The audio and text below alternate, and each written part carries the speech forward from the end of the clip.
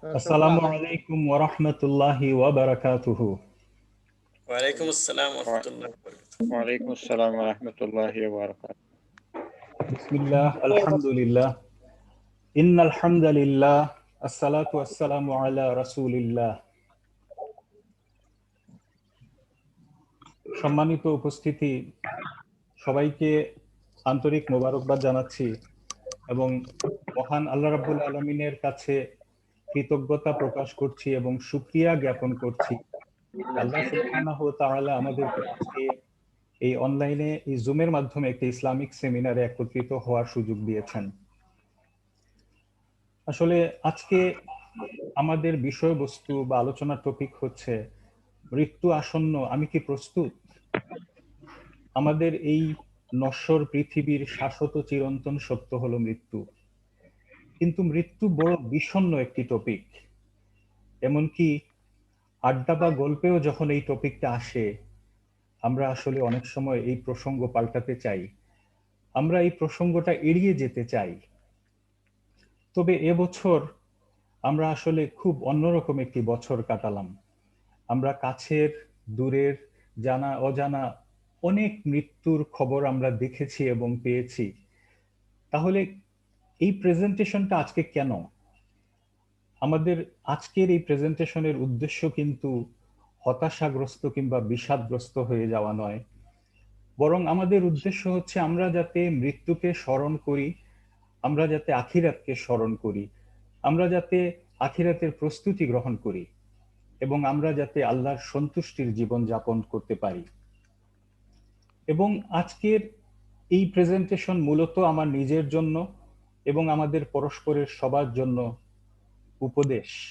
কেননা আল্লাহ সুবহানাহু ওয়া তাআলা বলেছেন, ওয়াযাক্কির ফাইন্না যিকরা তানফাউল মুমিনিন, যে আপনি উপদেশ দিতে থাকুন, কেননা নিঃসন্দেহে উপদেশ দান মুমিনদের উপকার করবে। এবং শুধু তাই না, আসলে আমরা এক ধরনের গাফলতির মধ্যে আমরা নিমজ্জিত হয়ে আছি। আমরা আসলে একটু নিজেদেরকে এই গাফলতি থেকে একটু উঠিয়ে আনার চেষ্টা হিসাবে এই আলোচনা করতে যাচ্ছি।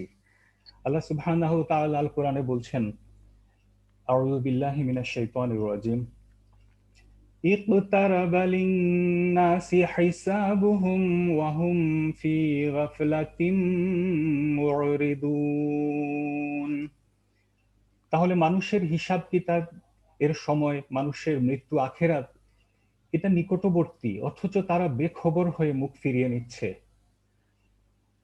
এবং আমরা প্রতিদিন কত মৃত্যু দেখি, কত মৃত্যুর খবর শুনি, কত মৃত্যুর খবর পড়ি, কত জানাজায় শরীক হই, কিন্তু আমরা নিজেদের বেলায় মনে করি যে আমার মৃত্যু সে তো অনেক দূর। আল্লাহ সুবহানাহু ওয়া তাআলা বলছেন, ইন্নাহুম ইয়ারাউনাহু বাঈদা ওয়া নারাহু কারিবা, নিঃসন্দেহে তারা একে মনে করে বহু দূরে, কিন্তু আমরা দেখছি এ তো নিকটে। এবং আল্লাহ সুবহানাহু ওয়া তাআলা কুরআনুল কারীমের অসংখ্য অগণিত আয়াতে আমাদেরকে বারবার মৃত্যুর কথা স্মরণ করিয়ে দিয়েছেন। এবং আল্লাহ রাসূল সাল্লাল্লাহু আলাইহি ওয়াসাল্লাম সহিহ হাদিসে বলছেন, এই হাদিসটি আবু হুরায়রা রাদিয়াল্লাহু আনহু থেকে বর্ণিত। তিনি বলেন, রাসূলুল্লাহ সাল্লাল্লাহু আলাইহি ওয়াসাল্লাম বলেছেন, আকসিরু যিকরা হাযিমিল লাযযাত, অর্থাৎ তোমরা বেশি করে স্বাদ হরণকারী বিষয় অর্থাৎ মৃত্যুর স্মরণ করো। তাহলে আজকের আলোচনা আসলে মূলত আমাদের এই মৃত্যুর স্মরণের জন্য, আখেরাতের প্রস্তুতির জন্য। আমি মহান আল্লাহ রাব্বুল আলামিনের নিকট সাহায্য এবং তাওফীক কামনা করছি। ওয়ামা তাওফীকি ইল্লা বিল্লাহ, আলাইহি তাওয়াক্কালতু ওয়া ইলাইহি উনীব। রাব্বিশ রাহলি সাদরি ওয়া ইয়াসসির লি আমরি ওয়াহলুল উকদাতাম মিন লিসানি ইয়াফকাহু কাওলি।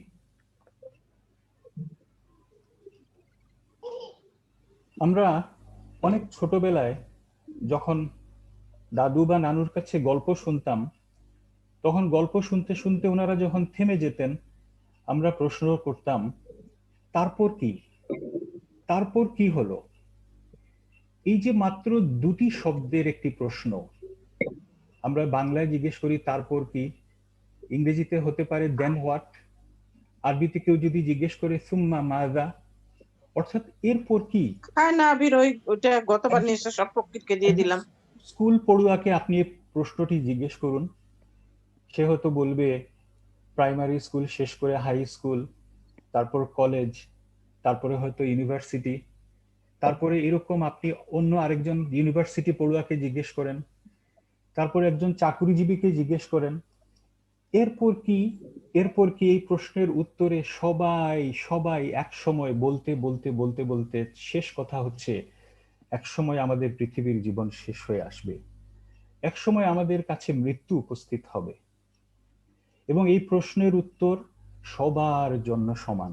তারপর কি? তারপর কি?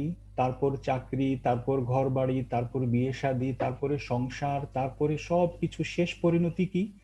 শেষ পরিণতি হচ্ছে মৃত্যু।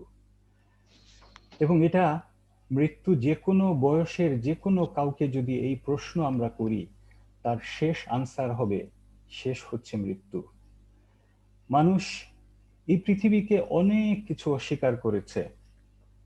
আমরা দেখেছি যে মানুষ কখনো বাবা মা তার সন্তানকে অস্বীকার করেছে, কোনো ক্ষেত্রে সন্তান বাবা মাকে অস্বীকার করেছে, মানুষ তার কাছের বন্ধুকে অস্বীকার করেছে, এমনকি মানুষ তার স্রষ্টা আল্লাহ সুবহানাহু ওয়া তাআলাকে অস্বীকার করেছে। কিন্তু মানুষ একটা জিনিসকে অস্বীকার করতে পারেনি, সেটি হচ্ছে মৃত্যু। সব মানুষ এই মৃত্যুকে স্বীকার করে নিয়েছে। এবং আমাদেরকে একটা কথা মনে রাখতে হবে, এই মৃত্যু কিন্তু আল্লাহ সুবহানাহু ওয়া তাআলার পক্ষ থেকেই আসে। আল্লাহই আমাদেরকে জীবন দিয়েছেন এবং তিনিই আমাদেরকে মৃত্যু দান করবেন।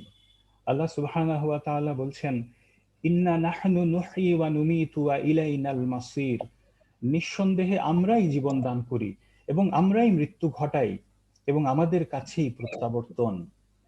এবং আল্লাহ অন্য আয়াতে বলছেন, ওয়া হুয়াল্লাযী আহইয়াকুম সুম্মা ইউমীতুকুম সুম্মা ইউহয়িকুম ইন্নাল ইনসানা লাকাফুর। অর্থাৎ তিনি সেই জন যিনি তোমাদের জীবন দান করেছেন, অতঃপর তিনি তোমাদের মৃত্যু ঘটাবেন, অতঃপর তিনি তোমাদের জীবিত করবেন।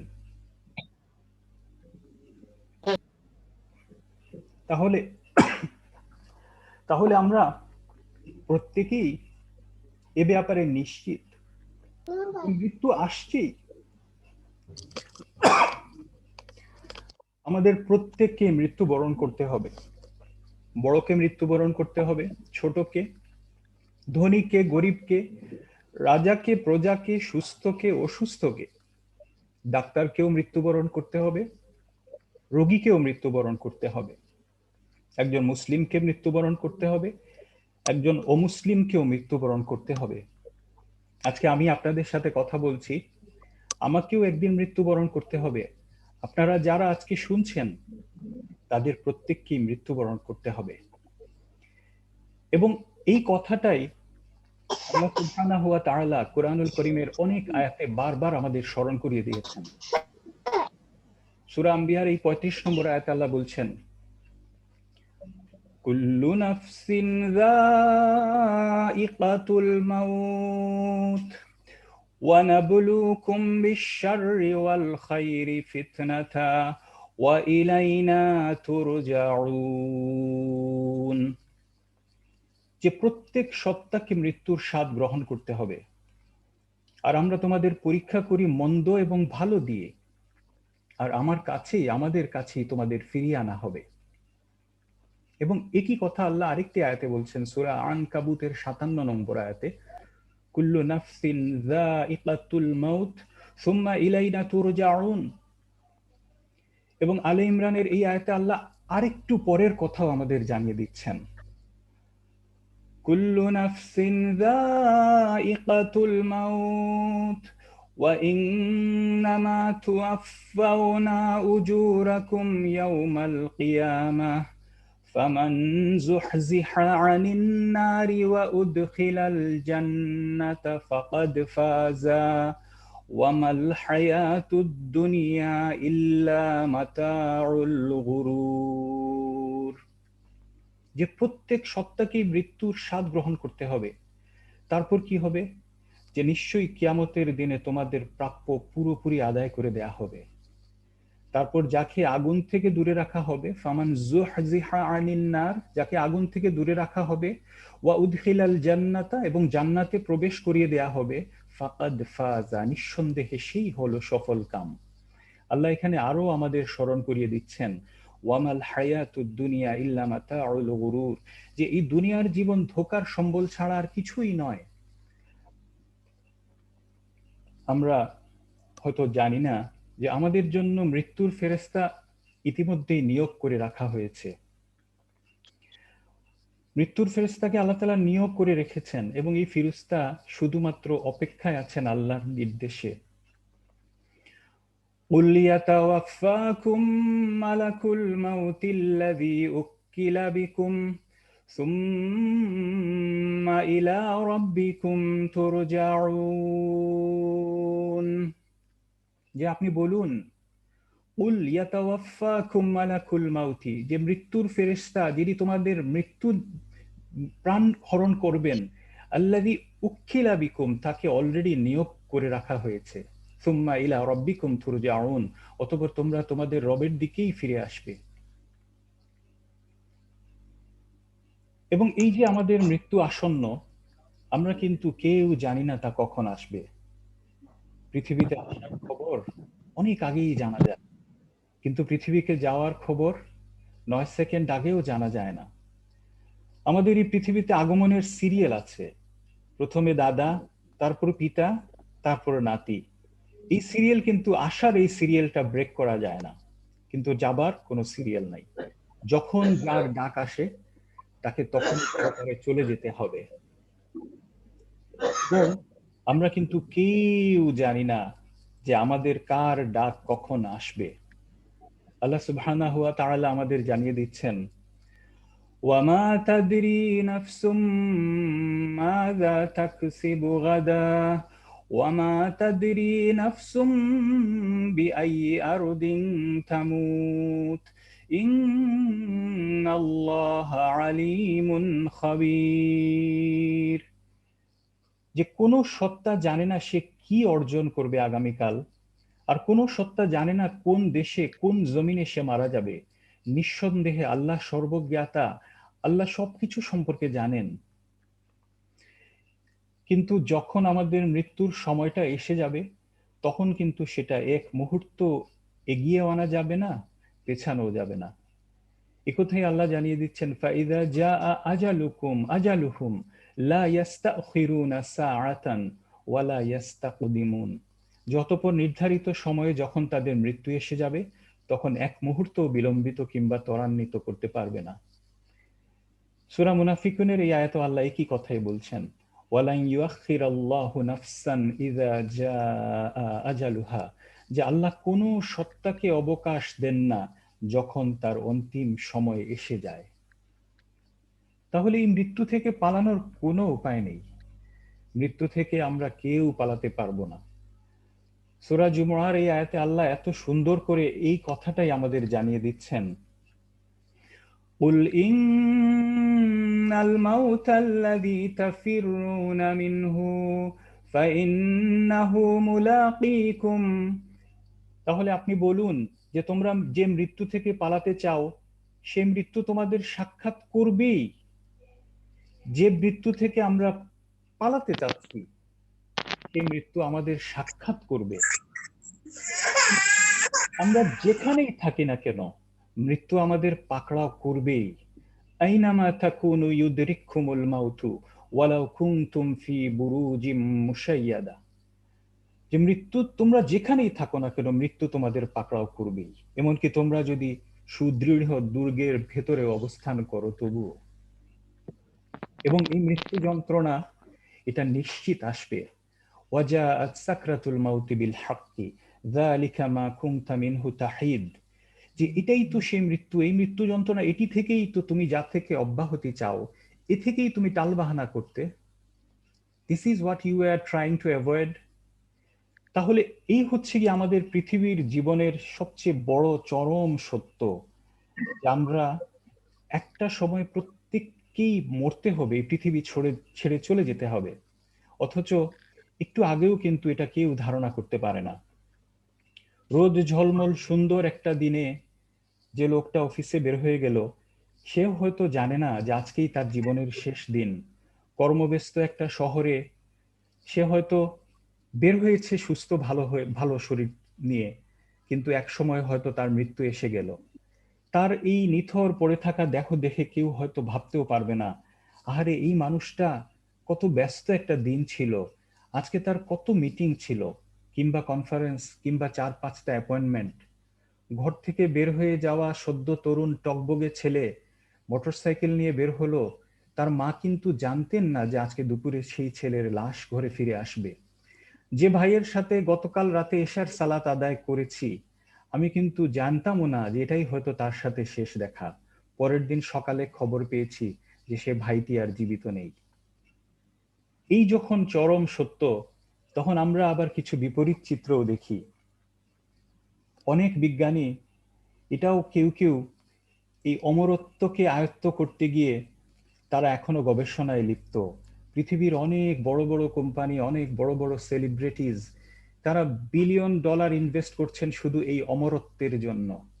এবং কেউ কেউ দাবি করছেন তারা নাকি এ নিয়ে অনেকটা এগিয়েও গেছেন। আসলে আল কোরআন পড়ার পর আমাদের একবিংশ শতাব্দীর এই বিজ্ঞানীদের কখনো কখনো বড়ই বোকা মনে হয়।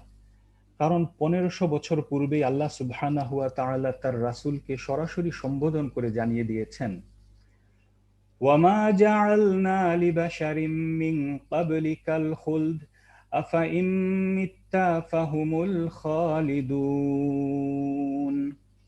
যে আপনার পূর্বে কোনো মানুষকে আমি অনন্ত জীবন দান করিনি, তাহলে আপনার মৃত্যু হলে তারা কি চিরঞ্জীব হবে? তাহলে কোনো একটা কিছু আসছে, কেউ একজন আসছেন, মৃত্যু আমাদের দিকে এগিয়ে আসছে। প্রতিটা মুহূর্ত কাটছে, প্রতিটা নিঃশ্বাস, এক একটা দিন, এক একটা ঘন্টা, এক একটা মুহূর্ত পার হচ্ছে, আমি আমার মৃত্যুর নিকটবর্তী হচ্ছি। এবং অথবা আমরা এটাও ধারণা করতে পারি যে আমরা কোথাও যাচ্ছি, আমাদের সামনে একটা বড় লম্বা দীর্ঘ একটা জার্নি। আসলে দেখেন, দুনিয়াতেও আমরা যখন কোথাও যাই, কোথাও বেড়াইতে যখন যাই, আমরা কোথায় যাব সেখানে যাওয়ার জন্য হয়তো একটা হোটেলের রিজার্ভেশন দেই, কোথায় উঠবো, তারপরে আমরা হয়তো বাসের, ট্রেনের, প্লেনের টিকিট কাটি, আমাদের লাগেজ, আমাদের সুটকেসটা গুছাই। কিন্তু আমাদের সামনে এই যে মৃত্যু আসছে, অথবা পরপারের আখিরাতের অনন্ত অসীম জীবনের একটা জার্নি, একটা যাত্রা শুরু করব, আমাদের পরিকল্পনা কি? আমাদের কি আদৌ কোনো পরিকল্পনা আছে? তাহলে আমি কি প্রস্তুত? আপনি কি প্রস্তুত? আসলে আজকের এই আলোচনায় আমি খুব আনকোরা নতুন কোনো কিছুই বলছি না। আমি আগেও বলেছি এটা আমার জন্য, এটা আমাদের জন্য উপদেশ। কেননা আল্লাহ সুবহানাহু ওয়া তাআলা বলেছেন, ওয়াযাক্কির ওয়া ইন্না যিকরা তানফাউল মুমিনিন। এবং এই যে সূরা জারিয়াতের এই 55 নং আয়াত, এই আয়াতের ঠিক পরের আয়াত 56 নং আয়াতই হচ্ছে ওয়ামা খালাকুতুল জিন্না ওয়াল ইনসা ইল্লা লিয়াবুদুন। যেন আল্লাহ সুবহানাহু ওয়া তাআলা আমাদেরকে আঙ্গুল দিয়ে দেখিয়ে দিচ্ছেন যে তোমরা কি বিষয়ে উপদেশ দিবে, যে উপদেশ মুমিনদের জন্য উপকার করবে। তাহলে এটাই হচ্ছে সবচেয়ে প্রথম উপদেশ, যে আল্লাহ আমাদের জানিয়ে দিচ্ছেন, ওয়ামা খালাকুতুল জিন্না ওয়াল ইনসা ইল্লা লিয়াবুদুন। তাহলে আমার মৃত্যুর প্রস্তুতি আসলে আর কিছুই না। আমি কি আমার রব আমাকে যে জন্য সৃষ্টি করেছেন, সেই সৃষ্টির উদ্দেশ্যকে আমি পূরণ করতে পারছি? আমার জীবনের সবকিছু কি ইবাদত? Am I fulfilling the purpose of my existence? Am I fulfilling the purpose of my creation? আজকে আমার প্রতিনিয়ত আমি যা যা কিছু করছি, সবকিছু কি আসলে ইবাদত, নাকি এর মধ্যে অনেক কিছু ইবাদত হিসাবে গণ্য হচ্ছে না? আসলে আমরা একটা সিনারিও শুধু কল্পনা করি, যে আমি বা আপনার কেউ একজন অসুস্থ হয়ে ডাক্তারের কাছে গেলাম। ডাক্তার সাহেব আমার সমস্ত পরীক্ষা নিরীক্ষা করে সমস্ত রিপোর্ট দেখলেন, তারপর ফাইনালি আমাকে বললেন যে আপনার সব রিপোর্ট দেখে একটা খারাপ সংবাদ আপনাকে শেয়ার করতে বাধ্য হচ্ছি। সেটা হচ্ছে, দুঃখজনক সত্য হলো আপনি বড়জোর আর 1 মাস বাঁচবেন। সম্মানিত ভাইয়েরা, সম্মানিত বোনেরা, শুধু একটা বার চিন্তা করেন কেমন হবে আমার এই একটা মাস। আমি এই 1 মাসে কি কোনো সালাত আমি বাদ দিব? আমি কি শুধু ফরজ সালাত পড়ে বসে থাকবো? আমি খুঁজে খুঁজে দেখবো যে আর কি কি সুন্নত আছে, নফল আছে। আমি চেষ্টা করব এই 1টা মাসের প্রতিটা দিন আমি আল্লাহর সন্তুষ্টির জন্য সাওম রাখবো। আমি আল্লাহর জিকির, কোরআন তেলাওয়াত, দান, সাদকা, উমরা, তওবা, ভাই আমি খুঁজে খুঁজে জিজ্ঞেস করব যে আর কি করা যায় বলেন, আর কি করা যায় বলেন। এই 1টা মাস হবে কিন্তু ওয়ামা খালাকুতুল জিন্না ওয়াল ইনসা ইল্লা লিয়াবুদুন, এই আয়াতের একদম বাস্তবিক তাফসির বা ব্যাখ্যা। আমাদের কাছে এখন মনে হয় এটা কিভাবে সম্ভব যে আমার পুরাটা জীবন শুধু ইবাদতের মধ্যে হবে? এরকম সিনারিওতে কিন্তু আমরা এই সত্যটা উপলব্ধি করতে পারবো। কিন্তু আমরা একটা জিনিস ভুলে গেলে চলবে না, যে আমার ডাক্তার সাহেবকে আমি বিশ্বাস করেছি, কিন্তু আমার ডাক্তার সাহেব তিনিও তো মানুষ, তিনি ভুল করতে পারেন, তার ডায়াগনোসিস সঠিক নাও হতে পারে। কিন্তু স্বয়ং আল্লাহ সুবহানাহু ওয়া তাআলা, স্বয়ং আলিম, যার চেয়ে সত্য কথা বলার মতো আর কেউ নাই, সেই আল্লাহ সুবহানাহু ওয়া তাআলা কতবার আমাদের বলেছেন কুল্লু নাফসিন যায়িকাতুল মাউত, এবং এই মৃত্যু যে কোনো সময় আসতে পারে। যখন আসবে তুমি এক মুহূর্ত তা এগিয়ে আনতে পারবে না, পেছাতেও পারবে না। একজন সালাফকে এই প্রশ্ন করা হয়েছিল যে যদি আপনাকে জানানো হয় আগামীকাল আপনি মৃত্যুবরণ করবেন, তাহলে আপনি কি করবেন? জানেন তিনি কি উত্তর দিয়েছিলেন? তিনি উত্তরে বলেছিলেন, আমি কিছুই করব না। আমি প্রতিদিন যা করি আমি সেদিনও তাই করব। কারণ আমি অনেক আগে থেকেই এই চিন্তা করেই আমার প্রতিদিনের রুটিন সাজিয়েছি যে হতে পারে এই দিনটি আমার জীবনের শেষ দিন, হতে পারে আজই আমি মৃত্যুবরণ করব। আল্লাহু আকবার। চিন্তা করে দেখুন, তারা কিন্তু প্রস্তুত ছিলেন, কিন্তু আমাদের কোনো প্রস্তুতি নেই। আমাদের এখনো অনেক লম্বা লিস্ট, আমরা এখনো মৃত্যুর প্রস্তুতি গ্রহণ করতে পারিনি। এবং খুব আশ্চর্যের বিষয় হলো এই মৃত্যু যতটা নিশ্চিত, এই মৃত্যুর ক্ষণটা যতটা অনিশ্চিত, আমরা কিন্তু মৃত্যু থেকে ততটাই উদাসীন, ততটাই গাফেল। তাহলে এর কারণ কি? এর কারণটা যদি আমরা একটু খোঁজার চেষ্টা করি, আল্লাহ সুবহানাহু ওয়া তাআলা একটি কারণ আমাদের জানিয়ে দিচ্ছেন, বাল তু'থিরুনাল হায়াতাদ দুনিয়া ওয়াল আখিরাতু খায়রুম ওয়া আবকা, বরং তোমরা দুনিয়ার জীবনকে প্রাধান্য দাও, অথচ আখিরাত সেটি হচ্ছে উত্তম এবং চিরস্থায়ী। এবং এটা আমরা যদি একটু খেয়াল করে দেখি, আমাদের প্রতিদিনকার এই যে আমাদের সারা দিন সারা জীবনের যে কষ্ট, পরিশ্রম, প্রচেষ্টা, অধিকাংশ, বেশিরভাগ দেখবেন এই নশ্বর দুনিয়ার জন্য। আখিরাতের জন্য কিন্তু আমরা সময় বের করতে আমাদের খুব কষ্ট হয়।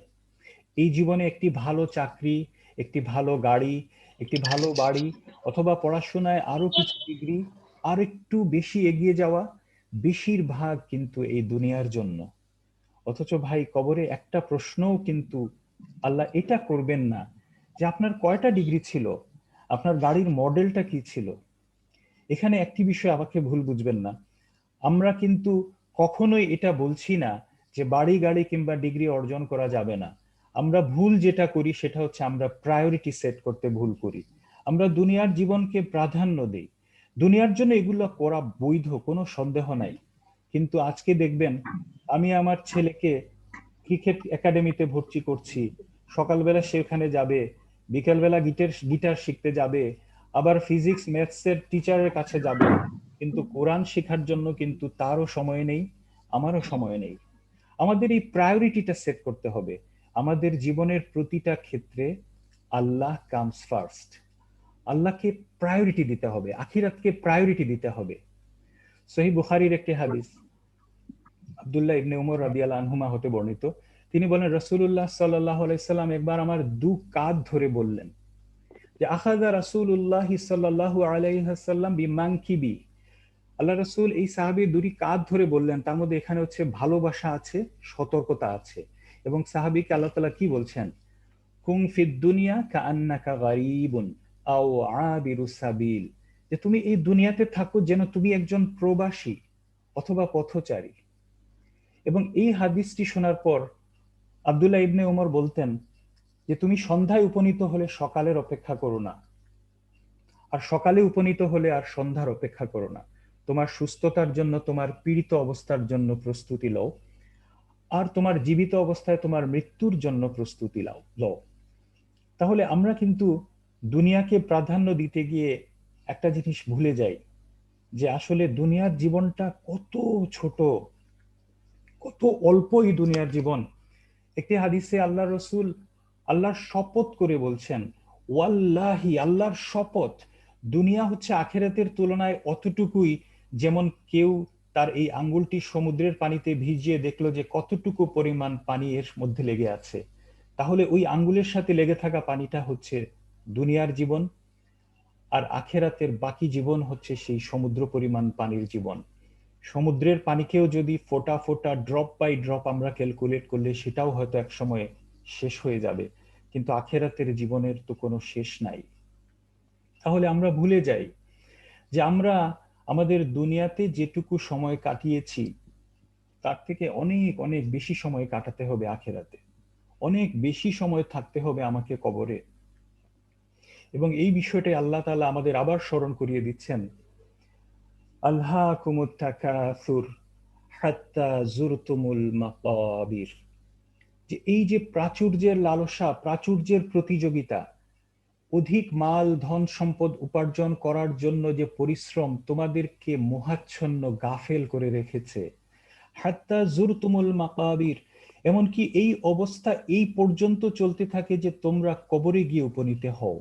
অধিকাংশ মুফাসসিরিন বলছেন এখানে কবরে উপনীত হওয়ার অর্থ হচ্ছে তোমরা মৃত্যুবরণ করো। তাহলে আমরা দুনিয়ার জন্য পরিশ্রম করতে করতে মৃত্যুবরণ করি।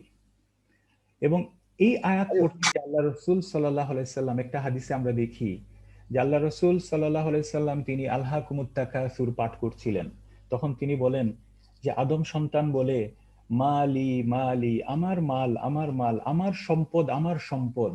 বস্তুত হে বনি আদম, হে আদমের সন্তান, তোমার মাল তো তাই যা তুমি খেয়েছো এবং শেষ করে দিয়েছো, অথবা যা তুমি পরিধান করেছো এবং পুরাতন করে ফেলেছো, অথবা দান করেছো এবং সঞ্চয় করেছো। এই জন্য আল্লাহ রাসূল সাল্লাল্লাহু আলাইহি সাল্লাম আমাদেরকে উপদেশ দিচ্ছেন, ফাজুরুল কুবুরা ফাইন্নাহা তুযাক্কিরুল মাউতা, যে তোমরা কবর জিয়ারত করো। ওই জুরতুমুল মাকাবির, আল্লাহ যে ভার্বটা ব্যবহার করেছেন এখানেও ঠিক একই ভার্বটা ব্যবহার করে রাসূলুল্লাহ বলেছেন যে তোমরা কবর জিয়ারত করো। কি জন্য? কেননা সেটা তোমাদের মৃত্যুর কথা স্মরণ করিয়ে দিবে। এখানে আসলে আমি মনে করিয়ে দিতে চাই যে কবর জিয়ারত মূলত পুরুষদের জন্য প্রযোজ্য। এবং আমরা যদি একটি কবরস্থানে যাই, কবরের দিকে তাকাই, এখানে শত শত মানুষ শায়িত। আজকে তাদের সামনে কিন্তু আখিরাতের বিষয় উন্মোচিত হয়ে গিয়েছে। আল্লাহ সুবহানাহু ওয়া তাআলা মুত্তাকিদের বৈশিষ্ট্য বলতে গিয়ে বলেছেন, ইউমিনুনা বিল গায়ব এবং ওয়াবিল আখিরাতি হুম ইউকিনুন। আজকে যারা দুনিয়া ছেড়ে কবরে চলে গেছে, এই বিষয়গুলো তাদের কাছে কিন্তু আর গায়েব নেই, তাদের সামনে প্রকাশিত হয়ে গিয়েছে। আজকে আখিরাত তাদের সামনে প্রকাশিত হয়ে গিয়েছে। এবং আমরা হয়তো ভাবতেও পারবো না যে এই কবরে শায়িত অনেকেই শুধু একটি বার সুবহানাল্লাহ বলার জন্য, আল্লাহ সুবহানাহু ওয়া তাআলাকে একটি সিজদা করার জন্য এখনো পৃথিবীতে ফিরে আসতে চান, অথচ তাদের সেই সুযোগ নেই। আমরা যারা পৃথিবীতে এখনো জীবিত আছি, আমরা হয়তো সেই সুযোগকে হেলায় নষ্ট করে দিচ্ছি। তাহলে আমরা যদি এই প্রায়োরিটি সেট করতে না পারি তাহলে কি হবে, এটাও আল্লাহ তাআলা আমাদের জানিয়ে দিচ্ছেন। যদি প্রায়োরিটি সেট করতে না পারি, যখন আমাদের মৃত্যু উপস্থিত হবে তখন আমরা কি বলবো? আউযু বিল্লাহি মিনাশ শাইতানির রাজিম।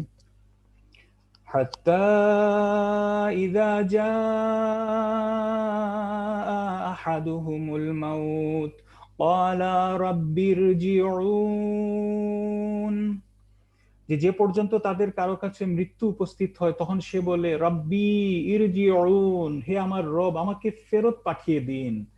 লাআল্লি আ'মালু সালিহান ফীমা তারাকতু, যে হতে পারে হয়তো হয়তো আমি সেই নেক আমলগুলা, আমালু সালিহান ফীমা তারাকতু, যা আমি ছেড়ে দিয়েছিলাম, আল্লাহ কি বলছেন? কাল্লা, নেভার, কখনোই নয়। ইন্নাহা কালিমাতুন হুয়া কাইলুহা ওয়া মিন ওয়ারাইহিম বারযাখুন ইলা ইয়াউমি ইউবআসুন, যে কখনোই না, এটি তো তোমার শুধু একটি মুখের কথা যা সে বলছে, আর তার সামনে রয়েছে বারজাখ, সেদিন পর্যন্ত যখন তাদের পুনরুত্থান করা হবে। এবং সূরা সাজদার এই আয়াতে আমরা এটাও দেখি যে আফসোস, আক্ষেপ অপরাধীদের। ওয়ালাউ তারা ইযিল মুজরিমুনা নাকিসু রুউসিহিম ইনদা রাব্বিহিম রব্বানা আবসারনা ওয়া সামি'না ফারজি'না না'মাল সালিহান ইন্না মুকিনুন। যে যদি আপনি দেখতেন যখন অপরাধীরা তাদের পালনকর্তার সামনে নতশির হয়ে বলবে, মাথা ঝুঁকে, শির ঝুঁকে বলবে যে হে আমাদের রব, হে আমাদের রব, রব্বানা আবসারনা, আমরা দেখেছি, আমরা দেখলাম, ওয়া সামি'না, এবং আমরা স্মরণ করলাম, ফারজি'না, আল্লাহ আমাদেরকে ফেরত পাঠিয়ে দিন, না'মাল সালিহান, আমরা সৎকর্ম করব, ইন্না মুকিনুন, আমরা এখন দৃঢ় বিশ্বাসী হয়ে গিয়েছি। তাহলে একটাবার আমরা হিসাব করে দেখি জীবনের কতটা পথ আমরা পাড়ি দিয়ে আসলাম। আল্লাহ রসুল সাল্লাল্লাহু আলাইহি সাল্লাম আর উম্মতের হায়াত কতটুকু হবে এটার একটা ধারণা আমাদেরকে দিয়ে গেছেন। এই হাদিসে আল্লাহ রসুল সাল্লাল্লাহু আলাইহি সাল্লাম বলছেন, উমরু উম্মতি মিন 60 সানাতান ইলা 70 সানাতান, যে আমার উম্মতের বয়স হলো 60 থেকে 70 বছর। একটাবার হিসাব করি যে আমরা কখন কতটুকু পথ পাড়ি দিয়ে আসলাম। 70 বছর যাদের হয়ে গেছে, কোনো সন্দেহ নাই আমরা এক ধরনের বোনাস লাইফ আল্লাহর পক্ষ থেকে পেয়ে যাচ্ছি। এবছর মে মাসে করোনায় আক্রান্ত হয়েছিলাম, হতে পারতো সেটাই জীবনের শেষ। ডিসেম্বর পর্যন্ত বেঁচে আছি, এটাও আল্লাহর পক্ষ থেকে বোনাস লাইফ পেয়েছি। তাহলে আসুন একটা বারের জন্য আমরা একটু চোখের সামনে একটু ভেসে উঠতে দেই যে আমার সামনে কি সেই জার্নি অপেক্ষা করছে, কিসের মধ্য দিয়ে আমাকে যেতে হবে যে কোনো সময়, যে কোনো দিন। আসুন একটু দেখি চোখের সামনে ভেসে যাক এই দৃশ্যগুলা। এই জীবন যখন শেষ হয়ে যাবে একদিন, হয়তো এরকম দৃষ্টি ঝাপসা হতে হতে এক সময় দৃষ্টি একেবারে বন্ধ হয়ে যাবে। আমার শরীর থেকে যখন রূহ চলে যাবে, আমি তখন হয়তো পরিণত হব একটি লাশ, একটি ডেড বডিতে। তারপর কোথাও হয়তো এরকম একটি খাটিয়া অপেক্ষা করে আছে আমাকে বহন করে নিয়ে যাওয়ার জন্য। তারপর আমার আত্মীয় স্বজন, আমার ভাই বোন, আমার বন্ধু বান্ধব, আমার মুমিন মুমিনাত, তারা হয়তো আমার জানাজার সালাত আদায় করবেন। তারপর এক সময় আমাকে বয়ে নিয়ে যাবেন সেই কবরের দিকে, যেটা হচ্ছে পৃথিবীতে আমার শেষ ঠিকানা। এরকম একটি কবর হয়তো খুঁড়ে রাখা হচ্ছে আমার জন্য। এবং একটা অবাক করা ব্যাপার হচ্ছে, পৃথিবীতে আমাদের যার যে অবস্থানে থাকুক না কেন, কবরের ক্ষেত্রে শেষ ঠিকানায় দেখেন কারো কবরের কোনো পার্থক্য নাই। আমাদের সবার শেষ ঠিকানা হচ্ছে সেটা। এরকম হয়তো একটি কবর আমাদের অপেক্ষায় আছে, এবং তারপর আমাকে যখন শুইয়ে দেয়া হবে, তারপর আসলে কবরবাসী সে কি দেখতে পায়? তার তো দেখতে পাওয়ার কথা নয়। বাঁশ এবং সেই যে চাটির ছাউনির উপর দিয়ে পৃথিবীবাসী যখন তাকে শেষবারের মতো মাটি দিয়ে ঢেকে দিবে, এই দৃশ্য কি সে দেখতে পাবে? মনে হয় না। আর এরকম বাঁশ বাগানের নিচে হয়তো কোনো একটা কবরে আমরা প্রত্যেকেই কোনো না কোনো এক সময় শায়িত হব। আসলে এই দৃশ্যটা দেখলে মনে হয় যেন জীবনের এই সমস্ত আয়োজন কেবলই অর্থহীন। এইরকম একটি ঘর আমাদের জন্য অপেক্ষা করে আছে, এবং আমরা না চাইলেও একদিন সেখানেই আমাদেরকে ফিরে যেতে হবে। আজকে হয়তো আমরা অনেক ভালো জায়গায় শুয়ে আছি, কিন্তু কালকে এই হচ্ছে আমাদের ঠিকানা। এক ভাইয়ের একটা লেখা পড়েছিলাম, খুব কষ্ট লাগে। তিনি বলেছিলেন যে পৃথিবীতে, দুনিয়াতে আমি যে ফ্ল্যাটটি, অ্যাপার্টমেন্টটি করেছি, 10 বছর ধরে টাকা জমিয়েছি এই ফ্ল্যাটটির জন্য। 3টা বছর ধরে তিল তিল করে গড়ে তুলেছি এই অ্যাপার্টমেন্ট। 2-3 মাস ধরে 17 লক্ষ টাকা দিয়ে ইন্টেরিয়র করিয়েছি। সেগুন কাঠের সব ফার্নিচার, সমস্ত ক্যাবিনেট, কত কিছু করেছি। আহারে, 3.5 হাত ঘর, 3.5 হাত ঘরের এই অ্যাপার্টমেন্টের জন্য কিছুই ভাবি নাই। কিছুই করি নাই, তাহলে একটা বার আমরা নিজেকে প্রশ্ন করি, আমি কি এখনই মরতে প্রস্তুত? আমি যদি নিজেকে প্রশ্ন করি, আমার উত্তর না, আমি এখন প্রস্তুত নই। হে পরম করুণাময়, জীবন তো তুমিই দিয়েছো, তুমিই মৃত্যু দান করবে। অনেক গাফলতির মধ্যে ছিলাম, আল্লাহ আরেকটু সময় দরকার তওবা করার জন্য, আরেকটু আমল বাড়ানোর জন্য, আরো কিছু সময় কোরআন তিলাওয়াত করার জন্য, আরো কিছু রাত তোমার চিন্তায় বিভোর হওয়ার জন্য। আরেকটু সময় চাই আল্লাহ কিছু সাদকায়ে জারিয়া রেখে যাওয়ার জন্য, দুনিয়ায় অনেক মানুষের থেকে ক্ষমা চেয়ে নেওয়ার জন্য, তাদের কিছু পাওনা মিটিয়ে দেওয়ার জন্য, তুমি রহমানের একজন ভালো বান্দা হবার জন্য, তোমার ভালোবাসা পাবার জন্য। আল্লাহ আরো কিছু রাত চাই তোমার সিজদায় লুটিয়ে পড়ার জন্য, আমার চাওয়াগুলোকে তোমার কাছে সমর্পণ করার জন্য। ইয়া গফুর, ইয়া ওয়াদুদ, আরো কয়েকটা রমাদান চাই, কিছু লাইলাতুল কদরের সুযোগ চাই, আমার আখলাককে আরেকটু সুন্দর করতে চাই, বন্ধু বান্ধবকে দিনের দাওয়াত দিতে চাই, তোমার সৃষ্টির দিকে চেয়ে তোমাকে স্মরণ করতে চাই। আল্লাহ এখনই যেতে চাই না, ইমানের এই বেহাল অবস্থা নিয়ে তোমার সাথে সাক্ষাৎ করতে চাই না। হে আল্লাহ, হে আমার রব, আমি যেন এমন অবস্থায় তোমার কাছে যেতে পারি যে অবস্থায় তুমি আমার উপর পুরোপুরি সন্তুষ্ট থাকবে। আল্লাহ আমাদেরকে সেই সময় দিন।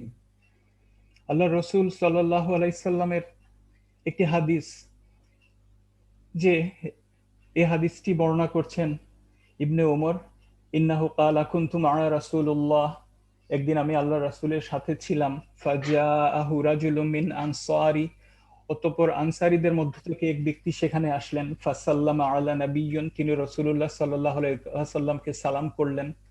সুম্মা ক্বালা, অতঃপর তিনি বললেন, ইয়া রাসূলুল্লাহ, আইয়ুল মুমিনিনা আফদালু, যে কোন মুমিন হচ্ছে সর্বাপেক্ষা উত্তম? আল্লাহ রসুল উত্তর দিলেন, ক্বালা আহসানুহুম খুলুকা, যে যার স্বভাব চরিত্র যার সবচেয়ে উত্তম। ওই আনসারী সাহাবী আবার প্রশ্ন করলেন, ক্বালা আইয়ুল মুমিনিনা আকিয়াসু, যে কোন মুমিন হচ্ছে সবচেয়ে বুদ্ধিমান? আল্লাহ রসুল সাল্লাল্লাহু আলাইহি সাল্লাম উত্তর দিলেন, আকসারুহুম লিল মাউতি যিকরান, যে ওই ব্যক্তি যে মৃত্যুকে অধিক স্মরণ করে, ওয়া আহসানুহুম লিমা বা'দাহু, এবং সে কি করে ওই মৃত্যুর পরবর্তী জীবনের জন্য উত্তম রূপে প্রস্তুতি গ্রহণ করে। উলাইকাল আকিয়াসু, এবং তারাই হচ্ছে সবচেয়ে বুদ্ধিমান, সবচেয়ে স্মার্ট।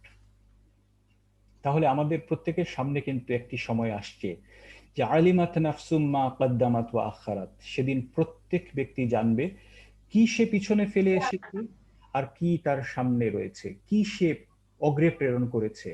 এবং আমাদেরকে যাতে এই কথা বলতে না হয়, ইয়া লাইতানি কদ্দামতু লিহায়াতি, হায় এই জীবনের জন্য যদি আমি কিছু আগে প্রেরণ করতাম।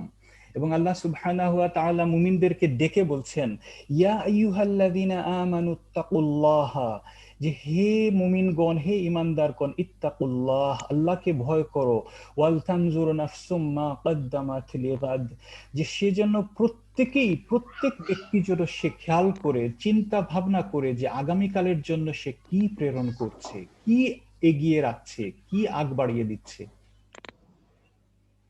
এবং আমরা দেখি যে বুখারী ও মুসলিমের এই হাদিসটি, যে আল্লাহ রাসূল সাল্লাল্লাহু আলাইহি সাল্লাম বলছেন যে ইয়াতবাউল মাইয়িতা সালাসাতুন, যে প্রত্যেক মৃত ব্যক্তির সাথে তিনটি জিনিস তার অনুসরণ করে থাকে, এবং দুইটি ফিরে আসে এবং একটি তার সাথে থেকে যায়, তার পরিবারবর্গ এবং তার সম্পদ এবং তার মাল। এই তিনটি জিনিস কবর পর্যন্ত তার অনুসরণ করে, তার পরিবারবর্গ এবং তার মাল ফিরে আসে, কিন্তু তার আমল তার সাথে থেকে যায়। তাহলে সবচাইতে জরুরি বিষয় হচ্ছে আমল। এটি একটি দীর্ঘ একটি হাদিস, বারা ইবনু আজিব রাদিয়াল্লাহু আনহু থেকে বর্ণিত এই হাদিসে আল্লাহ রাসূল সাল্লাল্লাহু আলাইহি সাল্লাম একজন মুমিন বান্দার রূহ কিভাবে ফেরেশতারা কবজ করেন, তারপরে সেই রূহকে নিয়ে কিভাবে পরিভ্রমণ করেন, এটার বিস্তারিত দীর্ঘ বর্ণনা আছে। এবং একই সাথে কাফির বান্দার সাথে ফেরেশতাদের এবং আল্লাহর কি আচরণ হয়, এখানে বিস্তারিত বর্ণনা আছে। আমি শুধু একটি অংশ এখানে উল্লেখ করতে চাচ্ছি, যে কবরের সওয়াল জবাবের প্রশ্ন যখন মুমিন বান্দা সঠিকভাবে দিতে পারবে, তারপর সে দেখবে, আল্লাহ রসুল সাল্লাল্লাহু আলাইহি সাল্লাম জানিয়ে দিচ্ছেন যে একজন সুন্দর চেহারার লোক ভালো কাপড় চোপড় পরে সুগন্ধি লাগিয়ে তার কাছে আসবে, তাকে বলবে তোমার জন্য শুভ সংবাদ যা তোমাকে খুশি করবে, এটি হচ্ছে সেদিন যেদিনের ওয়াদা তোমাকে দেয়া হয়েছিল। তখন সেই মুমিন ব্যক্তি বলবে, মান আনতা, তুমি কে? তোমার চেহারার মতো লোক কল্যাণ নিয়েই আসবে। তখন সেই ব্যক্তি অর্থাৎ সেই সুন্দর চেহারার লোকটি বলবে, আনা আমালুকা সালিহ, আমি তোমার নেক আমল। এবং এতে ওই বান্দা এত খুশি হবে, সে বলবে রাব্বি আকিমিস সাআ, রাব্বি আকিমিস সাআ, যে আল্লাহ আপনি এখনই কিয়ামত কায়েম করে দিন। তাহলে আমার সাথে আমার কবরের সঙ্গী হচ্ছে আমার নেক আমল। আমরা পৃথিবীতে যেদিন এসেছিলাম আমরা কোনো কিছুই সাথে করে নিয়ে আসিনি, আবার পৃথিবী থেকে যখন চলে যাব কোনো কিছুই আমাদের সাথে যাবে না, শুধুমাত্র আমাদের এই নেক আমল ছাড়া। তাহলে কি হবে আমার প্রস্তুতি? এই প্রশ্নের উত্তর কিন্তু অনেক ব্যাপক। আমরা যদি এক কথায় উত্তর দিতে চাই, আমাদেরকে এই আয়াতটি বাস্তবায়িত করতে হবে, যেখানে আল্লাহ বলেছেন ওয়ামা খালাকুতুল জিন্না ওয়াল ইনসা ইল্লা লিয়াবুদুন। আমাকে দেখতে হবে যে আমার জীবনের প্রতিটি কাজ কি আল্লাহর ইবাদত কিনা। তাহলে এই প্রস্তুতির জন্য আমরা যদি খুব অল্প সময়ের মধ্যে, যেহেতু আমাদের সময় খুব সংক্ষিপ্ত, আমি শুধু হেডিং গুলো আপনাদের সামনে উপস্থাপন করার চেষ্টা করব। আমাদের প্রথম যে বিষয়টা সবচেয়ে গুরুত্বপূর্ণ সেটা হচ্ছে আল্লাহর উপর পরিপূর্ণভাবে ঈমান আনা এবং এর উপর দৃঢ় থাকা, প্রতিষ্ঠিত থাকা। আমরা আল কোরআনের অনেকগুলো আয়াতে এটি দেখি যে আল্লাহ সুবহানাহু ওয়া তাআলা বলছেন যে ইন্নাল্লাযীনা ক্বালু রাব্বুনাল্লাহু সুম্মা ইসতাকামু ফালা খাউফুন আলাইহিম ওয়ালা হুম ইয়াহজানুন উলাইকা আসহাবুল জান্নাহ খালিদিনা ফিহা। সূরা আহকাফের 13 নম্বর আয়াত, সূরা ফুসিলাতের 30 নম্বর আয়াত। তাহলে ঈমানকে পরিপূর্ণ এবং সঠিক করতে হবে এবং মৃত্যু পর্যন্ত এই ঈমানের উপর ইস্তিকামত বা দৃঢ় থাকতে হবে। এবং এই ঈমানটা কিরকম হবে? এই ঈমানের সাথে কিন্তু কোনো ভেজাল থাকবে না, কোনো শিরক থাকবে না। এই আয়াতটি যখন নাযিল হলো, এই আয়াতে আল্লাহ বলছেন আল্লাযীনা আমানু ওয়া লাম ইয়ালবিসু ঈমানাহুম বিযুলমিন উলাইকা লাহুমুল আমনু ওয়া হুম মুহতাদুন। যে যারা আল্লাহর উপর ঈমান এনেছে এবং সেই ঈমানের সাথে কোন রূপ জুলুমকে মিশ্রিত করেনি, নিরাপত্তা তাদেরই জন্য এবং তারাই হেদায়েত প্রাপ্ত। এই আয়াত নাযিল হওয়ার পর সাহাবারা তারা কিন্তু একটু চমকে উঠে বললেন যে ইয়া রাসূলুল্লাহ, আমাদের মধ্যে কে আছে যে এইরকম পাপের মাধ্যমে নিজের উপর জুলুম করেনি?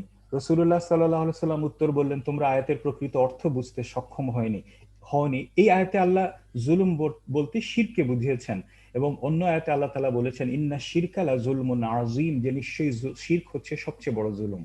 তাহলে আল্লাযীনা আমানু ওয়া লাম ইয়ালবিসু ঈমানাহুম বিযুলমিন, যে ঈমানের সাথে কোনো অবস্থাতেই শিরকের যাতে কোনো রূপ সামান্যতম মিশ্রণ না হয়। আমরা যদি হেডিং গুলা বলি, আমাদের দ্বিতীয় প্রস্তুতি হচ্ছে নিজেকে ভালো কাজ করা, ভালো কাজে নিয়োজিত করা, আমলে সালেহ। এবং এখানে আসলে প্রশ্ন আসবে যে আমলে সালেহ কি? আসলে প্রতিটি ভালো কাজ, যেমন প্রতিটি ফরজ কাজ, প্রতিটি নফল, যেমন আমরা দেখি যে আমাদের উপর আল্লাহ তাআলা কিছু কাজ ফরজ করে দেন, আবার এটার অতিরিক্ত কিন্তু কিছু নফল আছে। সালাত ফরজ আছে, নফল সালাত আছে, সাওম ফরজ আছে, নফল সাওম আছে। ঠিক একই রকম এই সালাত, সাওম, জিকির, সাদাকা এগুলা যেরকম আনুষ্ঠানিক আমল, এর বাইরেও আমাদের ভালো কাজের আসলে শেষ নেই। রাস্তা থেকে একটি কষ্টদায়ক বস্তু দূরে সরিয়ে দেওয়া, সেটাও একটি ভালো কাজ। আল্লাহর সৃষ্ট জীবের প্রতি দয়া করা, সেটাও একটি ভালো কাজ। মানুষের সাথে লেনদেন, ব্যবসা বাণিজ্য, সামাজিক, মানবিক যে কোনো কাজ, মুমিনের জীবনের প্রতিটি কর্মই আমলে সালেহ হতে পারে যদি সেটি দুটি শর্ত পূরণ করে। একটি হচ্ছে আমার নিয়ত বিশুদ্ধ থাকতে হবে, শুধুমাত্র আল্লাহর সন্তুষ্টির জন্য সেটা করা, এবং রাসূলুল্লাহ সাল্লাল্লাহু আলাইহি সাল্লামের সুন্নাহর অনুসরণ করে সেই কাজটি করা। এবং এজন্যই আমরা দেখি যে আল্লাযীনা আমানু ওয়া আমিলুস সালিহাতি, এই দুইটা ফ্রেজকে একত্র করে যদি আল কোরআনে আপনি খুঁজেন, সার্চ দেন, আপনি দেখবেন যে এত বেশি আয়াত, এত বেশি রিওয়ার্ড এই গ্রুপের জন্য, আল্লাযীনা আমানু ওয়া আমিলুস সালিহাতি, যারা ঈমান এনেছে এবং ভালো আমল করেছে, নেক কাজ করেছে। 50-এরও বেশি আয়াত শুধুমাত্র এই আল্লাযীনা আমানু ওয়া আমিলুস সালিহাতি। যেমন আমি কয়েকটা এখানে দেখাই, আন্না লাহুম জান্নাতিন তাজরি মিন তাহতিহাল আনহার উলাইকা আসহাবুল জান্নাহ ফায়ুওয়াফিহিম উজুরাহুম সানুদখিলুহুম জান্নাতিন তাজরি মিন তাহতিহাল আনহার লাহুম মাগফিরাতুম ওয়া আজরুন আযীম সায়াজআলু লাহুমুর রাহমানু উদ্দা। এরকম সূরা কাহাফ শুক্রবারে আমরা পড়ে থাকি। এখানে আল্লাহ তাআলা বলছেন আল্লাযীনা আমানু ওয়া আমিলুস সালিহাতি কানাত লাহুম জান্নাতুল ফিরদাউসি নুজুলা। তাহলে এটা হচ্ছে আমার একদম প্রাথমিক জিনিস, যেটা ঈমান এবং নেক আমল। এবং যেখানে আল্লাহ তাআলা এটা বলেছেন, যেমন কোন কোন আয়াতে আমলের কথা আগে এসেছে, ওয়ামা ইয়া'মাল মিনাস সালিহাতি মিন যাকারিন আও উনসা, এরপরে আল্লাহ তাআলা বলছেন ওয়া হুয়া মুমিনুন, সে মুমিন হতে হবে, তাকে বিশ্বাসী হতে হবে। ফাউলাইকা ইয়াদখুলুনাল জান্নাতা ওয়ালা ইউযলামুনা নাকিরা। একই রকম আরেকটি আয়াত, মান আমিলা সালিহান মিন যাকারিন আও উনসা ওয়া হুয়া মুমিনুন, যে নেক আমল করবে সে পুরুষদের মধ্যে থেকে হোক অথবা মহিলাদের মধ্যে হতে হোক, ওয়াহুয়া মুমিনুন, এবং সে তাকে কি হতে হবে? মুমিন হতে হবে। তাহলে এই হচ্ছে ঈমান এবং আমল আমাদের সবচেয়ে প্রয়োজনীয়, সবচেয়ে জরুরি জিনিস। তারপর হচ্ছে সব ধরনের পাপ থেকে আমাদেরকে বেঁচে থাকতে হবে। আল্লাহ সুবহানাহু ওয়া তাআলা প্রকাশ্য অপ্রকাশ্য সব ধরনের পাপকে নিষিদ্ধ বা হারাম করেছেন। সূরা আরাফের 33 নম্বর আয়াতে আল্লাহ তাআলা বলছেন, কুল ইন্নামা হারামা রাব্বিল ফাওয়াহিশা মা যাহারা মিনহা ওয়া মা বাতান ওয়াল ইসমা ওয়াল বাগইয়া বিগাইরিল হাক্কি ওয়া আন তুশরিকু বিল্লাহ। যে আপনি বলে দিন আমার রব নিষিদ্ধ করেছেন অশ্লীলতা, যা প্রকাশ পায় এবং যা গোপন থাকে, এবং সব ধরনের পাপাচার, ওয়াল ইসমা ওয়াল বাগি বিগাইরি হাক্কি, এবং সব ন্যায় বিরুদ্ধাচরণ। এবং একই সাথে আল্লাহ তাআলা আবারও স্মরণ করিয়ে দিচ্ছেন ওয়া আন তুশরিকু বিল্লাহ, এবং তোমরা আল্লাহর সাথে শরীক করা, এগুলা সব হচ্ছে নিষিদ্ধ, আল্লাহ তাআলা হারাম ঘোষণা করেছেন। আরেকটি বড় প্রস্তুতি হচ্ছে অতীতের গুনাহ বা পাপের জন্য তওবা করা। মুমিন সব সময় যখনই তার দ্বারা কোনো গুনাহ হয়ে যাবে সে সাথে সাথে তওবা করবে। শয়তান কিন্তু আমাদের অনেক সময় প্ররোচনা দেয় যে তুমি তো গুনার মধ্যে লিপ্ত আছো, এখন তওবা করে কি করবা, একসাথে গুনাহ করে ফেলো তারপরে একবারে তওবা করবা। আমরা কিন্তু কেউ জানি না আদৌ আমরা তওবা করার সুযোগ আসলে পাবো কিনা। আল্লাহ তাআলা সূরা নূরের 31 নম্বর আয়াতে মুমিনদেরকে সম্বোধন করে বলছেন, ওয়াতুবু ইলাল্লাহি জামিআ আইয়ুহাল মুমিনুন লাআল্লাকুম তুফলিহুন, যে হে মুমিনগণ তোমরা সবাই আল্লাহর সামনে তওবা করো যাতে তোমরা সফল কাম হও। অনেক সময় দেখবেন আমাদের অতীতের অনেক ছোট ছোট বা কোনো গুনাহ মনে পড়ে, আমরা যেন এটা কিন্তু আল্লাহর পক্ষ থেকে একটা সুযোগ, সাথে সাথে আমরা তওবা করে নিব। তওবা কি এবং তওবা কোনটি নয়, এই ডেফিনেশন আল্লাহ সূরা নিসার এই 17 এবং 18 নম্বর আয়াতে দিচ্ছেন, যে ইন্নামাত তাওবাতু আলাল্লাহি লিল্লাযিনা ইয়ামালুনা সুআ বিজাহালাতিন, যে তওবা হচ্ছে আল্লাহ তাদের তওবা কবুল করেন যারা ভুলবশত মন্দ কাজ করে, ইয়ামালুনা সুআ বিজাহালাতিন, মূর্খতাবশত ভুলবশত মন্দ কাজ করে, তারপর কি করে, সুম্মা ইয়াতুবুনা মিন কারিব, এবং অনতিবিলম্বে তওবা করে, ফাউলাইকা ইয়াতুবুল্লাহু আলাইহিম, যে আল্লাহ তাদের তওবা কবুল করেন। আর তওবা কাদের জন্য প্রযোজ্য নয়, কোনটা তওবা নয়, ওয়ালাইসাতিত তাওবাতু লিল্লাযিনা ইয়ামালুনা সাইয়্যাতি হাত্তা ইযা হাদারা আহাদাহুমুল মাউত, যে তওবা এমন লোকদের জন্য নয় যারা মন্দ কাজ করতেই থাকে, এমন কি হাত্তা ইযা হাদারা আহাদাহুমুল মাউত, যে যখন তার মৃত্যু উপস্থিত হয় তখন সে কি বলে, ক্বালা ইন্নী তুবতুল আন, তারা বললে যে আমি এখন তওবা করছি, এটা তওবা নয়। তাহলে তওবা কিন্তু একদম জীবনের শেষ মুহূর্তে আমার যখন অবস্থা সবচেয়ে খারাপ তখন হুজুর ডেকে এনে তওবা, সেটা তওবা নয়। তওবা আমি আজকে করে ফেলবো, এক্ষুনি করে ফেলবো, প্রতিদিন করব, এটা হচ্ছে তওবা। এটা একটা প্রস্তুতি। ঋণ থেকে মুক্ত হওয়া অনেক বড় একটা আসলে প্রস্তুতি, কারণ ঋণ পরিশোধের পূর্বে মৃত্যুবরণ করা মানে হচ্ছে যে অন্য মানুষের হক নিজের কাঁধে বহন করে নিয়ে যাওয়া। এবং আল্লাহ রসুল সাল্লাল্লাহু আলাইহি সাল্লাম, ওনার সামনে এক ব্যক্তির জানাজা নিয়ে আসা হলো। আল্লাহ রসুল জিজ্ঞেস করেছিলেন যে এই ব্যক্তির কি কোনো ঋণ আছে। যখন তিনি জানলেন যে এই ব্যক্তির ঋণ আছে, আল্লাহ রসুল সেই ব্যক্তির জানাজা পড়াননি, এবং তিনি বলেছিলেন তার সাহাবীদেরকে তোমরা তোমাদের সাথীদের জানাজা আদায় করে নাও। তাহলে দেখেন শুধু ঋণ থাকার কারণে রাসূলুল্লাহ সাল্লাল্লাহু আলাইহি সাল্লামের জানাজা তিনি পাননি। এবং আমরা শহীদদের কথা জানি যে আল্লাহ সুবহানাহু ওয়া তাআলা তাদেরকে এত মর্যাদা দিয়েছেন, কিন্তু এই শহীদদেরও সমস্ত পাপ ক্ষমা করে দেয়া হবে শুধুমাত্র ঋণ ছাড়া। এবং একটি হাদিসে আমরা দেখি যে মানুষের প্রাণ বা রূহ তার ঋণের সাথে আটকে থাকে যতক্ষণ না পর্যন্ত সেটা আদায় করা হয়।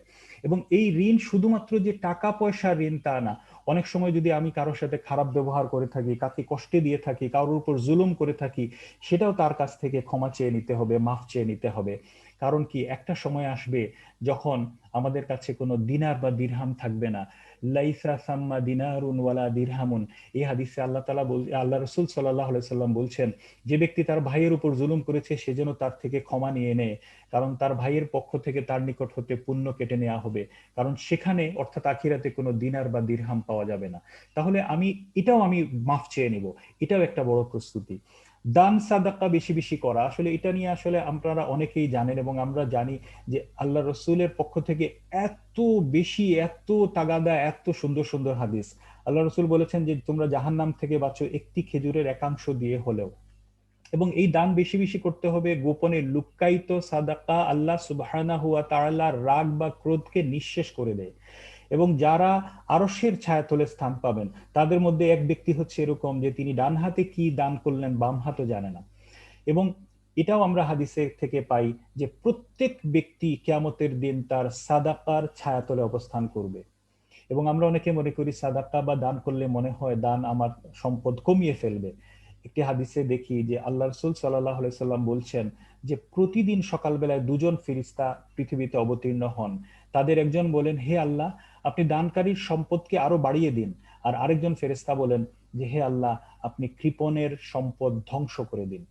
এবং এই যে দান সাদাকা করা, এটা যে একটা মৃত্যুর একটা প্রস্তুতি এবং মৃত্যুর আগেই করতে হবে, সেটাও এই আয়াত থেকে স্পষ্ট। আল্লাহ সুবহানাহু ওয়া তাআলা আমাদেরকে বলে দিচ্ছেন, জানিয়ে দিচ্ছেন, وأنفقوا مما رزقناكم من قبل أن يأتي أحدكم الموت فيقول ربي لولا أخرتني إلى أجل قريب فأصدق وأكن من الصالحين। আল্লাহ বলছেন যে আমি তোমাদেরকে যা দিয়েছি তা থেকে তোমরা ব্যয় করো মৃত্যু আসার আগেই, নইলে সে কি বলবে যখন মৃত্যু এসে যাবে? সে বলবে, হে আমার রব, আমাকে আরো কিছুকাল অবকাশ কেন দিলে না? তাহলে আমি সাদাকা করতাম এবং সৎকর্মীদের অন্তর্ভুক্ত হয়ে যেতাম। এবং ওই শেষ মুহূর্তের সাদাকা না, আমরা একটি হাদিসেও এই কথা পাই যে আল্লাহ রাসূল সাল্লাল্লাহু আলাইহি ওয়াসাল্লাম বলছেন যে তোমরা সাদাকার ব্যাপারে এমন অবস্থার অপেক্ষায় থাকবে না যে যখন তোমার প্রাণ কণ্ঠাগত হবে এবং তখন তুমি বলবে অমুকের জন্য এইটুকু আর অমুকের জন্য এইটুকু, অথচ তা অমুকের জন্য তো হয়েই গেছে অলরেডি। তাহলে দান সাদকা এটাও কিন্তু আসলে মৃত্যুর একটা বড় প্রস্তুতি। জিহ্বার ব্যবহার ঠিক করা, এখানে আসলে আমরা আল্লাহর জিকির করব, বেশি বেশি করে কোরআন তেলাওয়াত করব। কোরআন তেলাওয়াতের একটা বড় বিষয় হচ্ছে যে কোরআন তেলাওয়াতে আল্লাহর পরিচয় পাওয়া যায়। আল কোরআনের এত সুন্দর আয়াত, কোন আয়াতের শুরু অথবা শেষ হয়েছে এরকম যালিকুমুল্লাহু রাব্বুকুম, যে এই তিনিই হচ্ছেন আল্লাহ তোমাদের রব। কবরের প্রথম প্রশ্ন, তোমার রবকে, সেই প্রশ্নের উত্তর যদি আমাকে দিতে পারতে হয় তাহলে আমাকে কোরআন তেলাওয়াত করতে হবে। কোরআন আমাদেরকে প্রতিনিয়ত প্রতিদিন আমাদের রবের সাথে পরিচয় করিয়ে দিবে। এবং ঠিক একইভাবে সমস্ত মিথ্যা গীবত হেতু কাজ থেকে পরিহার করা। আসলে এই সংক্রান্তে একটি দীর্ঘ হাদিসের শেষ অংশটা শুধু আপনাদের সামনে এখানে দেখাচ্ছি, যে এটি একটি দীর্ঘ হাদিস। হযরত মুয়াজ ইবনে জাবাল রাদিয়াল্লাহু আনহু তার সাথে রাসূলুল্লাহ সাল্লাল্লাহু আলাইহি সাল্লামের কথোপকথন। এই হাদিসের একদম শেষ অংশে আল্লাহ রাসূল সাল্লাল্লাহু আলাইহি সাল্লাম মুয়াজ রাদিয়াল্লাহু আনহুকে বলছেন যে আমি কি তোমাকে এই দ্বীনের সব কিছুর মূল পুঁজি সম্পর্কে তোমাকে বলবো না? তখন মুয়াজ রাদিয়াল্লাহু আনহু বললেন যে অবশ্যই হে আল্লাহর রাসূল। তখন আল্লাহর রাসূল উত্তর দিলেন, আগে তার জিহ্বাটাকে ধরে বললেন যে এই জিহ্বাটাকে সংযত রাখো, কাফা আলাইকা হাদা, যে এই জিহ্বাকে সংযত রাখো। এবং মুয়াজ রাদিয়াল্লাহু আনহু বলেন যে হে আল্লাহর নবী, আমরা যে কথাবার্তা বলি সেই কারণেও কি আমাদের পাকড়াও করা হবে? আল্লাহ রাসূল সাল্লাল্লাহু আলাইহি সাল্লাম বললেন, হে মুয়াজ, তোমার মা তোমাকে হারিয়ে ফেলুক। হে মুয়াজ, মানুষের অধমুখে জাহান্নামে নিক্ষিপ্ত হওয়ার জন্য এই জবানের কামাই ছাড়া আর কি কিছু আছে? এজন্য জিহ্বার ব্যবহারকে আমাদের সঠিক করতে হবে। ওসিয়ত করা, এটা আসলে আমাদের কাছে অনেক নেগলেক্টেড। এটা আসলে শুধু যে সম্পদের বিষয়ও না, আমরা আমাদের সন্তানদের জন্য ওসিয়ত করে যাব, আমার মৃত্যুর পর তারা কি করবে কি করবে না এই বিষয়ে ওসিয়ত করে যাব। এবং এখানেও হাদিসে ওসিয়তের বিষয়ে অনেক জোর দেয়া হয়েছে। এবং এই সব প্রস্তুতি আমরা করতে পারবো তখন যখন আমরা দুনিয়ার জীবনকে প্রাধান্য না দেয়া। এটা আরেকটা খুব ইম্পর্টেন্ট বিষয়, কারণ মুমিনের এই জীবন, দুনিয়ার জীবন কখনোই তার মূল লক্ষ্য হতে পারে না। তার মূল লক্ষ্য হচ্ছে আখেরাত। হ্যাঁ, দুনিয়ার বৈধ সবকিছুই সে করবে, কিন্তু কখনোই আখেরাতকে ভুলে নয়, আখেরাতের জায়গায় দুনিয়াকে প্রাধান্য দিয়ে নয়। এবং আল্লাহ তাআলা এই আয়াতে বলছেন যে মান কানা ইউরিদু হারসাল আখিরাতি নাজিদ লাহু ফি হারসিহি, যে ব্যক্তি আখেরাতের ফসল কামনা করে আমি তার জন্য সেই ফসল বাড়িয়ে দেই, আর যে ব্যক্তি ইহকালের ফসল কামনা করে আমি তাকে কিছু দিয়ে দেই এবং আখিরাতে তার কোনো অংশ থাকবে না। আল্লাহ তাআলা অন্যত্র বলেছেন ওয়ামাল হায়াতুদ দুনিয়া ইল্লা মাতাউল গুরুর, যে এই দুনিয়ার জীবন তো ধোঁকার সামগ্রী ছাড়া আর কিছু নেই। এবং সন্তানদের নেক সন্তান হিসাবে গড়ে তোলা, এটা এই জন্য ইম্পর্টেন্ট যে সাদাকায়ে জারিয়া, এটার জন্য অনেকের হয়তো সম্পদের প্রয়োজন হতে পারে, সম্পদ লাগবে, কিন্তু সন্তান যার আছে এটা যে আসলে কত বড় সম্পদ, কত বড় ইনভেস্টমেন্ট, এটা হয়তো আমরা অনেকেই জানি না। একটি হাদিসে আদাবুল মুফরাদ 36 নম্বর হাদিস, এই হাদিসে আমরা দেখি যে আবু হুরায়রা রাদিয়াল্লাহু আনহু বর্ণিত, তিনি বলেন যে মৃত্যুর পর কোনো বান্দার মর্যাদা অনেক বৃদ্ধি করা হবে। তখন ওই বান্দা বলবে হে আমার রব, আমি তো এত মর্যাদার আমল করিনি, কিভাবে এই আমল আসলো? তখন তাকে বলা হবে তোমার সন্তান তোমার জন্য ক্ষমা প্রার্থনা করায় এই মর্যাদা তুমি পেয়েছো। তাহলে সন্তানদেরকে যদি নেক সন্তান হিসাবে তৈরি করা যায়, যারা আমাদের চলে যাওয়ার পর যে সন্তান আমাদের জন্য দোয়া করবে, এই সওয়াবটা কিন্তু আমরা কবরে বসে থেকেও আমরা পাবো। এবং এই হাদিসে আল্লাহ রাসূল সাল্লাল্লাহু আলাইহি সাল্লাম বলছেন যে কোনো মানুষ মারা গেলে তার সমস্ত আমল বন্ধ হয়ে যায়, তবে 3টি আমল ব্যতীত। এই 3টি আমল হচ্ছে এই সাদাকায়ে জারিয়া এবং এমন উপকারী জ্ঞান যা দ্বারা মানুষ তার মৃত্যুর পরেও উপকৃত হয়, এবং নেককার সন্তান যে তার মৃত্যুর পর তার জন্য দোয়া করে। আর সব শেষ যে পয়েন্ট, এটা হচ্ছে অবশ্যই আমরা সুন্দর মৃত্যুর জন্য আল্লাহ তাআলার কাছে দোয়া করব। কারণ মুমিনের অন্তরের চূড়ান্ত পাওয়া হচ্ছে গিয়ে তার জীবনের শেষ দিনটা, তার জীবনের শেষটা যাতে ভালো হয়, সবচেয়ে উত্তম মৃত্যু হয়। আমরা কখনোই অকস্মাৎ মৃত্যু চাই না, কারণ এই ধরনের হঠাৎ মৃত্যু কোনো ব্যক্তিকে অবকাশ দেয় না। হতে পারে সে হয়তো গুনার কাজে লিপ্ত ছিল, হতে পারে সে তওবা করার সুযোগ পায়নি, তাহলে সুন্দর মৃত্যুর কামনা আমরা করব। আমরা একটি হাদিসে দেখি আল্লাহর রাসূল সাল্লাল্লাহু আলাইহি ওয়াসাল্লাম বলছেন ইউবআসু কুল্লু আবদিন আলা মা মাতা আলাইহি, যে প্রত্যেক বান্দা কিয়ামতের দিন ওই অবস্থায় উত্থিত হবে যে অবস্থায় সে মৃত্যুবরণ করেছে। আসলে কি চমৎকার একটি হাদিস। আল্লাহ রাসূল সাল্লাল্লাহু আলাইহি ওয়াসাল্লাম বিদায় হজে যখন ছিলেন, তখন ওই সময় এক সাহাবী হজের সময় উটের পিঠ থেকে পড়ে তিনি মারা গেলেন, এবং তিনি ছিলেন মুহরিম। আল্লাহ রাসূল সাল্লাল্লাহু আলাইহি সাল্লাম সাহাবীদেরকে বললেন যে তোমরা তাকে কুল পাতার পানি দিয়ে গোসল করিয়ে দাও, তাকে দুখানা কাপড় দ্বারা কাফন দাও, কিন্তু তার গায়ে কোনো সুগন্ধি লাগাবে না এবং তার মাথাও ঢাকবে না। কারণ যে ব্যক্তি ইহরাম অবস্থায় থাকেন তিনি সুগন্ধি ব্যবহার করতে পারেন না, এবং ইহরাম অবস্থায় মাথাও আমরা ঢাকি না। এবং আল্লাহ রাসূল এই কথাই স্মরণ করিয়ে দিয়ে বলছেন যে তার গায়ে কোনো সুগন্ধি লাগাবে না এবং তার মাথাও ঢাকবে না। ফাইন্নাহু ইউবআসু ইয়াউমাল কিয়ামাতি মুলাব্বিয়ান, যে এই ব্যক্তি কিয়ামতের দিন তালবিয়া পাঠ করতে করতে উঠবে। কি চমৎকার মৃত্যু!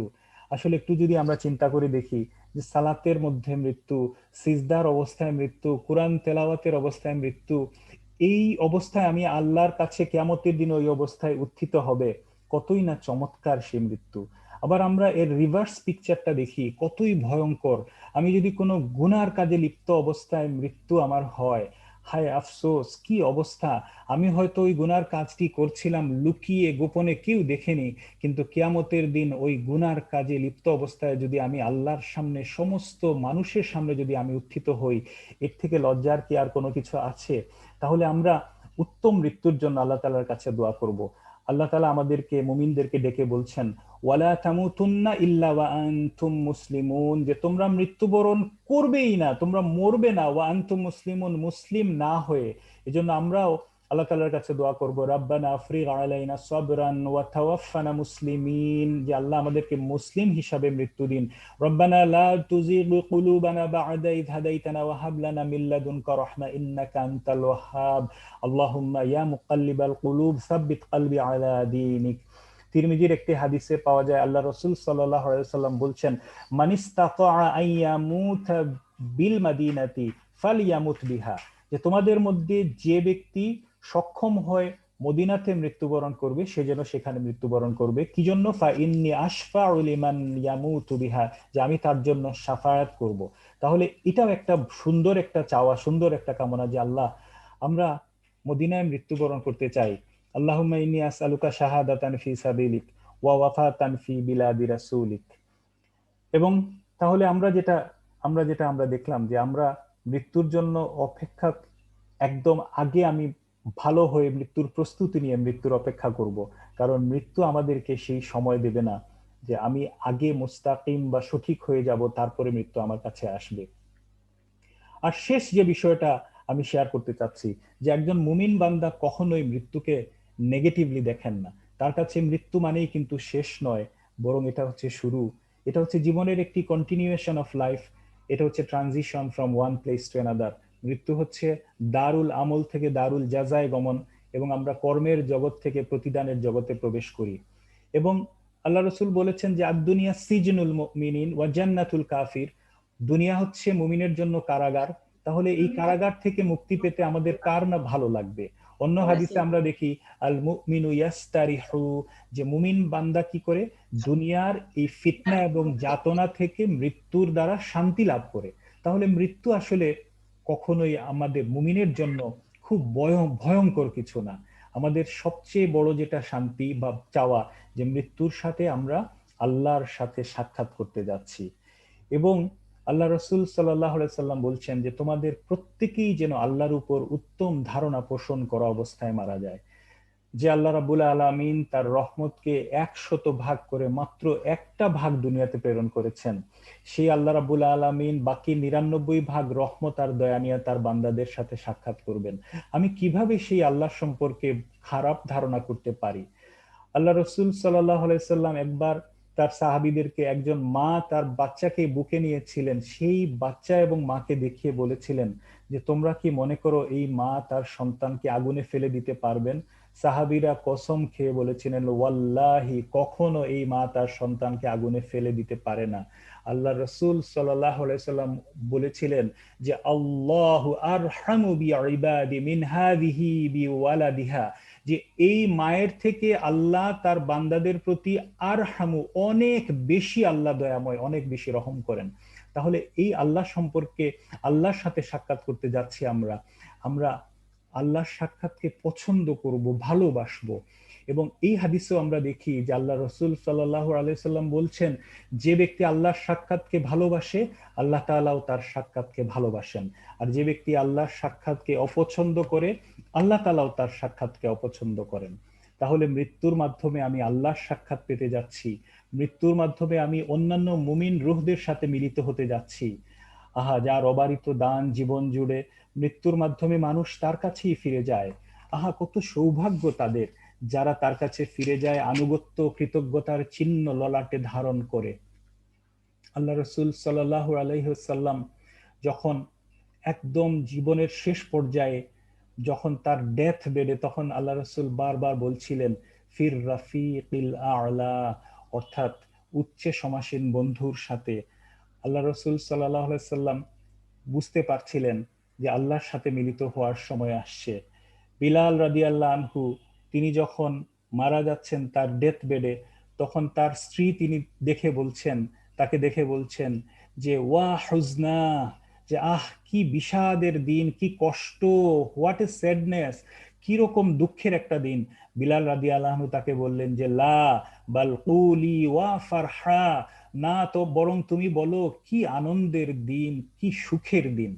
তাহলে আমরা আল্লাহ তাআলার সাথে মিলিত হতে যাচ্ছি, আমরা উত্তম মৃত্যু আল্লাহ তাআলার কাছে চাই।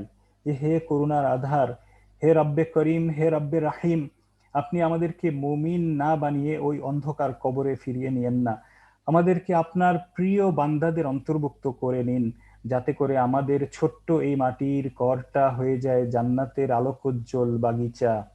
আমরা এখানেই শেষ করব। সুবহানাকা রব্বানা ওয়া বিহামদিকা আশহাদু আল্লা ইলাহা ইল্লা আনতা আস্তাগফিরুকা ওয়া আতুবু ইলাইক।